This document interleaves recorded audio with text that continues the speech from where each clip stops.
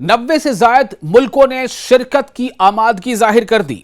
ایران میں کئی روز تک نماز جنازہ اور تعزیتی تقریبات ہوں گی۔ تقریبات میں عالمی وفود اور مذہبی شخصیات کی شرکت متوقع ہے۔ آپ دیکھ رہے ہیں نیوز 18 کا سوشل میڈیا پلیٹ فارم، میں ہوں وصال اعظم۔ ایران کے نائب وزیر داخلہ برائے سیکیورٹی علی اکبر پورجمشیدیان نے اعلان کیا ہے کہ شہید رہبر انقلاب آیت اللہ سید علی خامنئی کی نماز جنازہ اور تدفین کی تقریبات میں شرکت کے لیے دنیا کے 90 سے زیادہ ملکوں نے آمادگی ظاہر کی ہے۔ یعنی 90 سے زیادہ دیش، 90 سے زیادہ کنٹریز اس بات پر آمادہ ہیں کہ وہ جو آخری رسومات جب ادا کی جائیں گی تو اس میں وہ اپنی شرکت جو ہے وہ یقینی کرنا چاہتے ہیں، وہ اس میں حاضر ہوں گے۔ پریس کانفرنس سے خطاب کرتے ہوئے انہوں نے بتایا کہ 30 سے زیادہ ملک باضابطہ طور پر اپنے اعلیٰ سطحی سرکاری وفد کو بھیجنے کی درخواست بھی کر چکے ہیں۔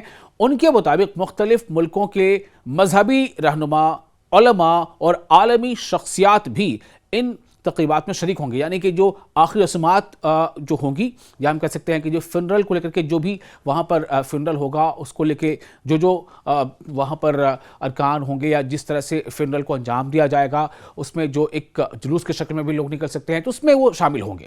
علی اکبر پورجمشیدان نے کہا ہے کہ ملک کے حالیہ حالات کے پیش نظر جنازے کی تقریبات کو کچھ عرصے کے لیے مؤخر کیا گیا تاکہ قومی اور بین الاقوامی سطح پر بڑے پیمانے پر انتظامات مکمل کیے جا سکیں۔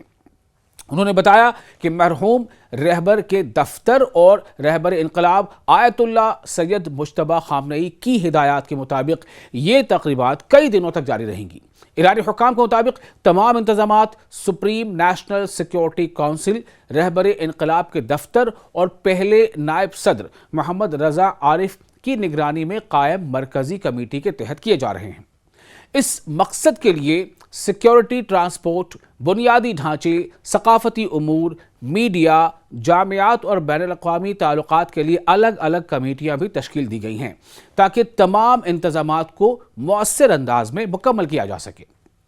حکام کا کہنا ہے کہ الوداعی اور نماز جنازہ کی تقریبات ایران کے شہروں تہران، قم اور مشہد کے علاوہ عراق میں بھی منعقد ہوں گی۔ عوامی شرکت کو آسان بنانے کے لیے مختلف صوبوں میں خصوصی کمیٹیاں قائم کر دی گئی ہیں۔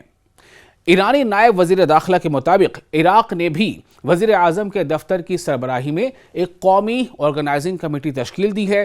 یہ فیصلہ ایرانی اور عراقی حکام کے درمیان ہونے والے متعدد رابطوں اور ملاقاتوں کے بعد کیا گیا ہے، جن میں ایرانی وزیر خارجہ سید عباس عراقچی نے بھی عراقی صدر، وزیر اعظم اور دیگر اعلیٰ حکام سے ملاقاتیں کی ہیں۔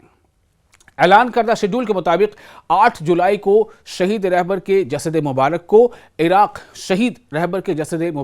عراق منتقل کیا جائے گا، جہاں بغداد یا نجف ایئرپورٹ پر سرکاری استقبال متوقع ہے۔ اس کے بعد نجف اور کربلا میں نماز جنازہ، جلوس اور تعزیتی تقریبات منعقد ہوں گی۔ 9 جولائی کو مشہد میں نماز جنازہ اور تدفین کی مرکزی تقریب منعقد کی جائے گی، جہاں آیت اللہ سید علی خامنئی اور ان کے اہل خانہ کو روضہ امام رضا کے قریب سپرد خاک کیے جانے کا منصوبہ ہے۔ ایرانی حکام کا کہنا ہے کہ ان تقریبات کا مقصد قومی اتحاد، اسلامی دنیا کے درمیان یکجہتی کو فروغ دینا اور نئے رہبر انقلاب سے تجدید عہد کا اظہار کرنا ہے۔ ان کے مطابق عراق، پاکستان، افغانستان اور دیگر ہمسایہ اسلامی ممالک سمیت مختلف ملکوں کی وسیع شرکت امت مسلمہ کے اتحاد کو مزید مضبوط بنانے کا باعث بنے گی۔ علی اکبر پورجمشیدیان نے بتایا ہے کہ عوام کی زیادہ سے زیادہ شرکت کو یقینی بنانے کے لیے مختلف دنوں میں عام تعطیلات کا اعلان بھی کیا گیا، یعنی کہ چھٹیوں کا۔ 4 اور 5 جولائی کو صبح تہران، 6 جولائی کو پورے ایران میں مرکزی جنازے کے جلوس کے موقع پر، 7 جولائی کو قم، جبکہ 9 جولائی کو صبح خراسان رضوی میں عام تعطیل ہوگی۔ آپ کو یہ ویڈیو کیسا لگا؟ اس بارے میں آپ اپنے تاثرات ہمیں شیئر کر سکتے ہیں۔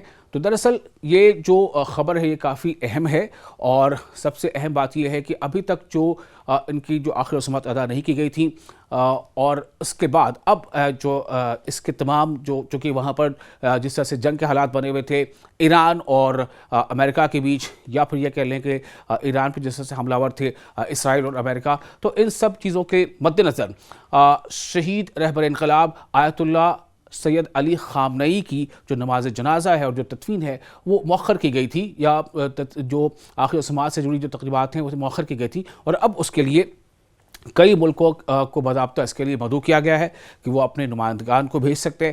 اور اس میں اب جو خبر ہے سب سے بڑی وہ یہی ہے کہ 90 سے زیادہ ملکوں نے اس آخری رسوم میں شامل ہونے کے لیے آمادگی کا اظہار کیا ہے۔